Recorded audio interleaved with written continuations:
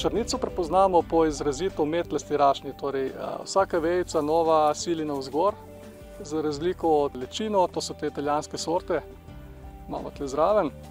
Kolikor nimamo sušilnika, lahko posušimo tudi liste v pečici. Tako na 40 stopinjah. Imajo pa orehovi listi še eno indikacijo, ki je res zanimiva, to pa je preprečujejo potenje dlani in stopal.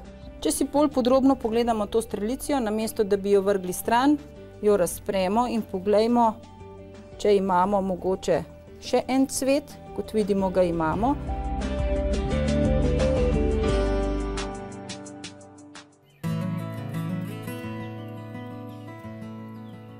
Oljke se zadnja leta vse pogosteje pojavljajo tudi kot parkovna ali okrasna drevesa. In čeprav so mnenja o takšnih zasaditvah deljena, so med njimi gotovo najstarejša drevesa na Slovenskem. Tukaj na temle počivališču oziroma razgledišču nad Piranom rasejo oljke, ki so jih sem pripeljali iz Sicilije. Njihovo starost ocenjujejo na dobrih 1000 let. 1000 let je najbrž bolj prispodoba kot dejanska starost teh mogočnih dreves. Sicer pa so se tudi v piranskem zaledju ohranile več stoletij stare oljke. Takšne so istrske belice pod vasjo Padna. V slovenskem delu Istre, ki za oljke predstavlja skrajno območje uspevanja, se še danes najbolje obnese prav istrska belica. Iztok Plahuta z družino nadaljuje tradicijo oljkarstva. V Padni so se že od nekdaj ukvarjali z oljkarstvom. Ded je bil že leta 1930 v Puli na izobraževanju, takrat je bila pač tle Italija, ne?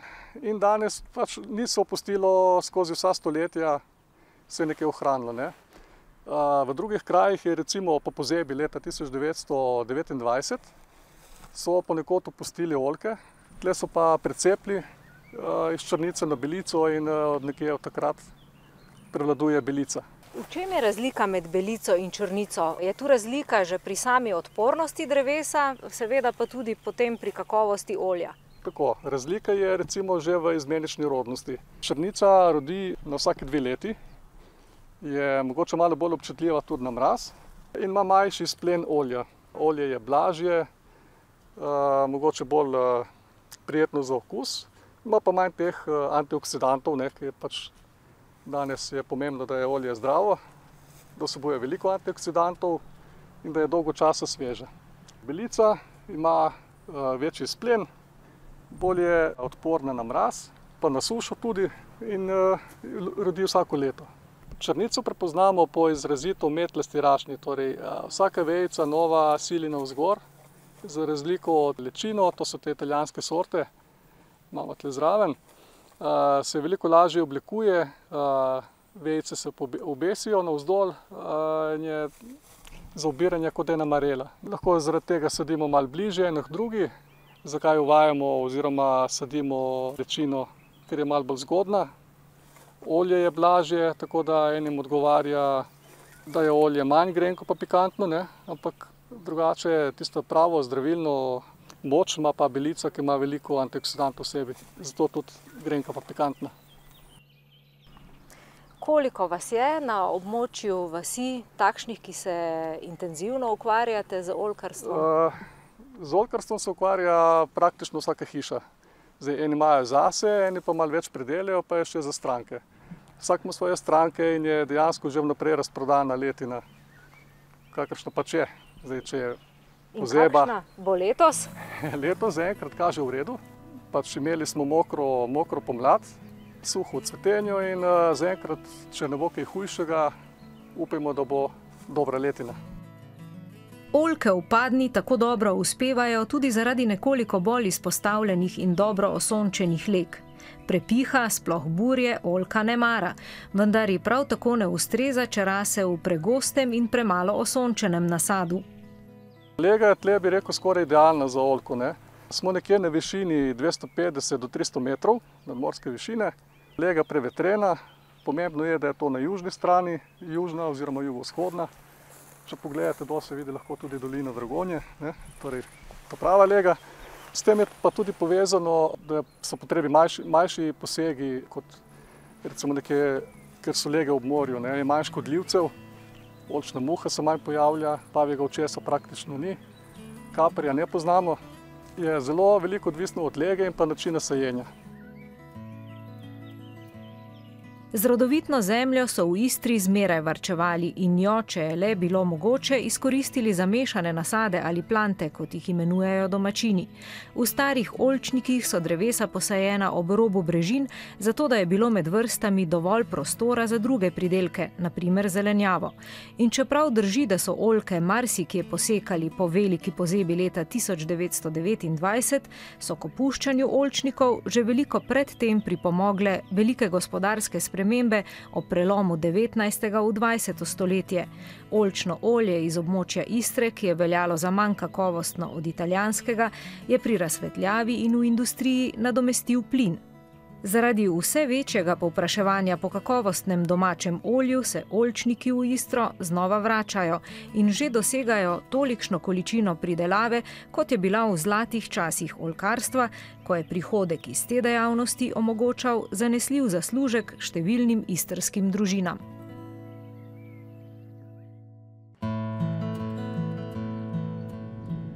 Oljčniki se vračajo tudi na hrvaški del Istre. V njih najpogostejša sorta je istrska belica, z njo je zasajenih od 80 do 90% oljčnih nasadov.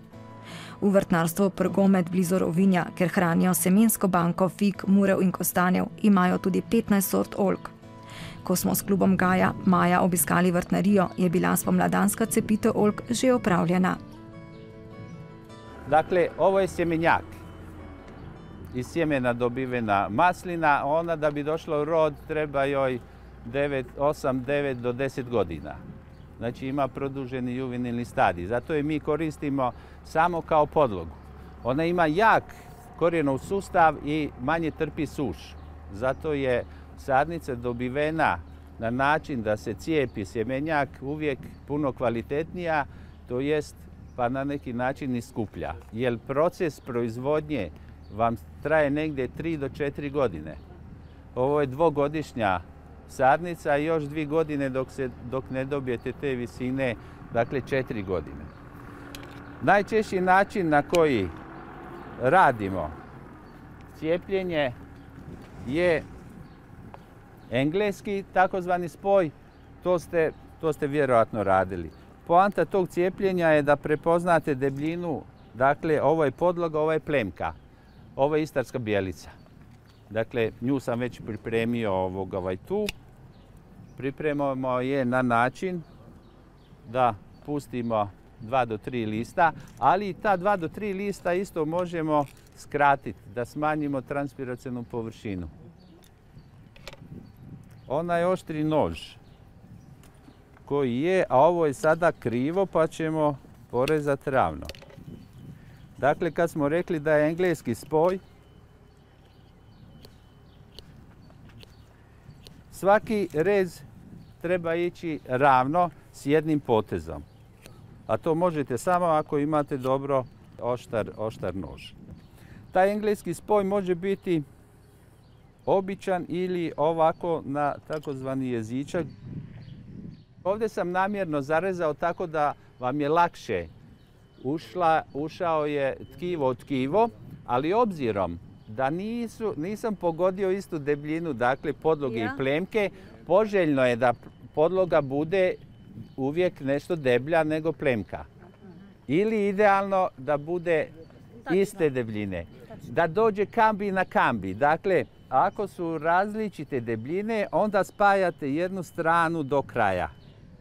Ovim smo sada fino to povezali. Pri prevezovanju Željko najraje uporablja elastično gumico. Spoj morebitne rane in mesta rezi nato dobro premaže s cepilno smolo. Tudi tako pripomore k uspešnosti cepitve.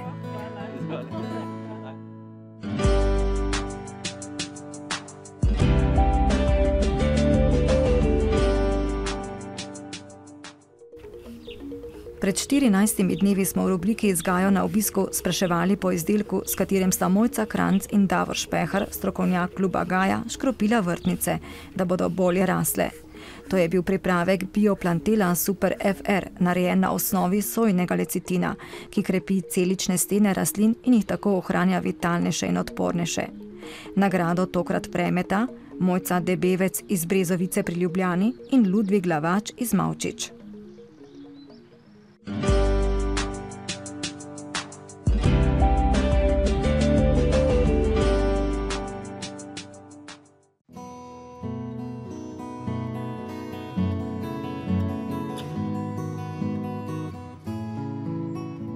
Danes bomo govorili o enem prav posebnem drevesu, brez katerega plodov pravzaprav skoraj ne bi bilo praznika v slovenski družini.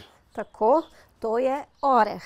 In praznikov ne bi bilo brez orehove potice, čeprav je midva danes ne bova pekla, ne bova govorila o njej, ampak bova govorila o zdravilnih lastnostih orehovih jedrc in posledično orehovega olja ter orehovih listov. Tradicionalno zdravilo, ki ga predpisuje Evropska farmakopeja, so listi. Listi vsebujejo veliko grenčin, zato mu tudi pravimo grenki oreh. Mimogrede, oreh je simbol slovenstva, predstavlja trdnost, stanovitnost. Je pa ta oreh, navadni oreh Juglans regia, prišel iz Perzije, z Irana in Iraka, drugače poznamo še črni oreh, ki pa je prišel iz Amerike. Danes torej govorimo o navadnem orehu Juglans regia in o zdravilnih lastnostih orehovih listov, ki vsebujejo predvsem veliko eteričnih olj, vsebujejo grenčine, vsebujejo tanine, zato bi ga lahko uporabljali tudi notranje pri driski, vendar te indikacije niso potrjene, so pa potrjene zunanje indikacije na vnetih predelih na koži, predvsem pri kakšnih ekcemih, pri luskavici in pa pri blagih površinskih poškodbah. In torej te narezane orehove liste posušimo. Posušimo na hitro pri 40 stopinjah Celzija, ne sušimo jih počasi, kajti pri počasnem sušenju počrnijo. Kolikor nimamo sušilnika, lahko posušimo tudi liste v pečici. Tako na 40 stopinjah. Imajo pa orehovi listi še eno indikacijo, ki je res zanimiva, to pa je preprečujejo potenje dlani in stopal. Se pa v zdravilne namene pripravlja poparek. To pomeni, da vzamemo 2 žlici orehovih posušenih listov, jih prelijemo z 2 deci vrele vode, pustimo stati 10 do 15 minut, odcedimo in potem pripravimo kot obkladek na obolelo kožo. Proti potenju pa pripravimo obkladek, ki ga pustimo na dlaneh ali stopalih 30 minut, 2-krat na dan. Za spiranje kože pa lahko uporabljamo orehove liste 4-krat dnevno. Učinkovina v teh orehovih listih je juglon, ki dokazano ubija bakterije, viruse in glive.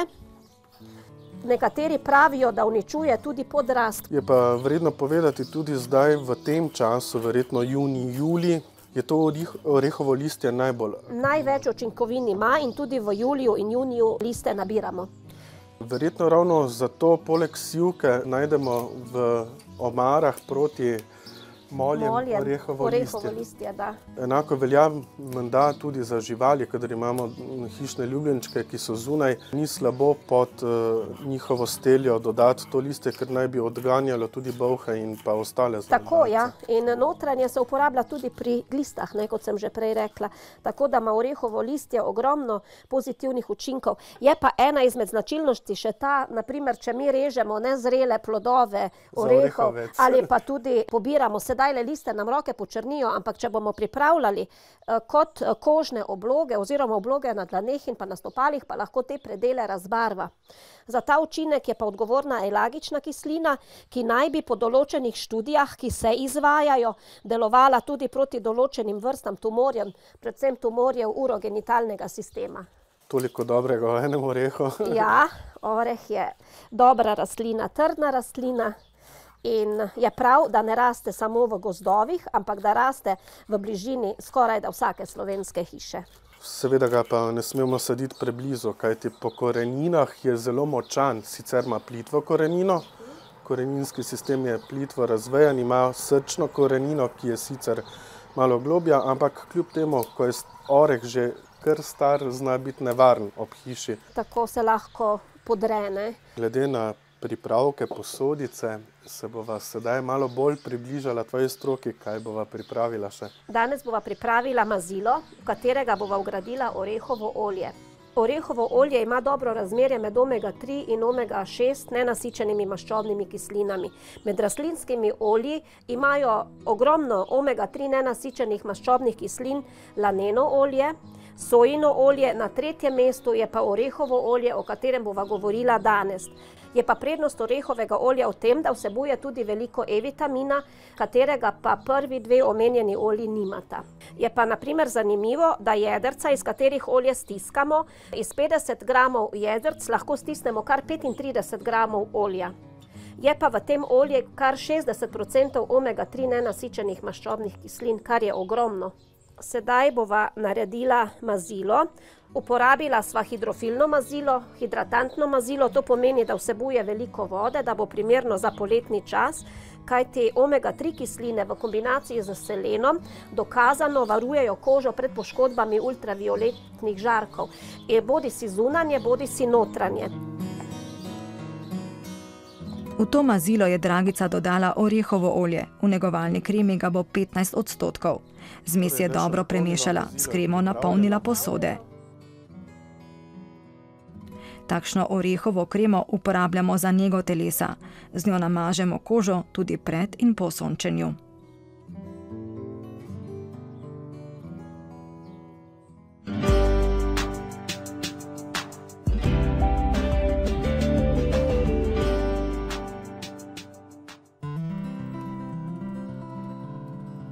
Poleg cvetov, ki jih imamo v vrtovih, se pravi, pogledali smo sončnico in lilije, imamo tudi eksotične cvetove, ki jih lahko kupimo v cvetličarnah. Vsi poznamo strelicijo. Slovenci imamo neko lepo ime, in sicer rajska ptica. Ima zelo nenavaden cvet, predvsem iz evolucijskega vidika, namreč znanstveniki so odkrili, da je poseben plazivec bil tisti, ki je opraševal ta nenavaden cvet. In žal ta plazilec je izumrl, pa vendarle zato ima strelicija tako obliko samega cveta, ker je ta opraševalec dobesedno plezal tu in je moral imeti oporo. Kaj narediti, če je strelicija v taki kondiciji, da en cvet že odcvita, drugi je še v dobri kondiciji? V tem primeru moramo samo ta cvet, ki ni več v dobri kondiciji, odstraniti, nežno. Potem pa ta zgornji del razpremo, ravno tako smo pri tem zelo pazljivi, in na naše presenečenje imamo še en cvet v sami streliciji, ki ga lepo, nežno potegnemo navzven. In tako imamo ponovno 2 cvetova, ki sta lepa. Enostavno na to spodrežemo z ostrim nožem poševno in damo v samo vazo. Če si bolj podrobno pogledamo to strelicijo, namesto da bi jo vrgli stran, jo razpremo in poglejmo, če imamo mogoče še en cvet, kot vidimo ga imamo, torej zelo nežno povlečemo cvet ven in ga razpremo.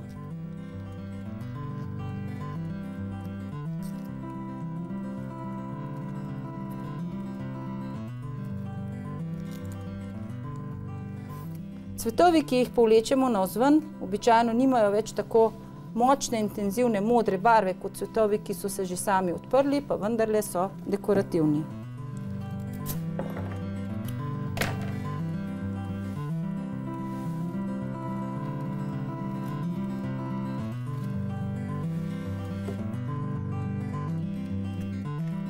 Tu imamo nekaj primerkov safari šopka, to je Leukospermum.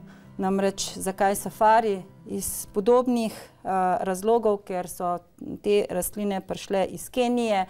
Na enak način oskrbujemo proteje, banksije, z enim imenom. Vso to skupino rastlin imenujemo sladkorno cvetje, sugar flower. Namreč rastline potrebujejo ogromno sladkorja in če jim sladkor primanjkuje, potem postanejo takole temne. Dobijo take temne črne pege. Če pa jih pravi čas oskrbimo s sladkorjem, se pravi sladkor ne samo za kavo, ampak tudi za rastline. Prej smo dodali že hranilo, potem dodamo še sladkor. Zakaj je pomembno hranilo? Ravno zaradi tega, ker so tudi antibakterijske snovi v hranilu. Sedaj pa smo dodali samo hranilo za to posebno cvetje. In ponovno, absolutno, ves listje, ki seže pod vodo, odstranimo. Naredimo poševen rez, dolgo poševno rez in pa dodamo v samo vodo. Se pravi, za sladkorno cvetje poskrbimo, da imamo nekaj navadnega belega sladkorja doma in damo v vodo. Res osvežujemo na vsake 3 dni in pač ponovno dodajemo v samo vodo sladkor. Poleg tega imamo še zelo zanimive kengurujeve tace ali Anigozanthus. Obstaja več različnih vrst in seveda sort. Zakaj kengurujeve tace? Zaradi tega, ker dejansko ta oblika cveta spominja na kengurujevo taco. Pa vendarle, če pogledamo zelo od blizu, je rastlina popolnoma vsa dlakava in tudi te dlačice imamo na naših rokah. In če s temi dlačicami pridemo na naš obraz, potem lahko dobimo rdečico, lahko srbečico. Skratka, vedno moramo imeti v mislih, ko gledamo te čudovite kengurujeve tace, da lahko povzročajo alergijo. To je vedno potrebno tudi opozoriti tiste, ki jih obdarujemo, ali pa če si sami kupimo šopek iz teh rastlin, da jih damo nekam na stran, kjer ni to na sredi sobe, da bi lahko vedno se dotikali teh rastlin, oziroma v šopkih, ki so za otroke, so te rastline nezaželene.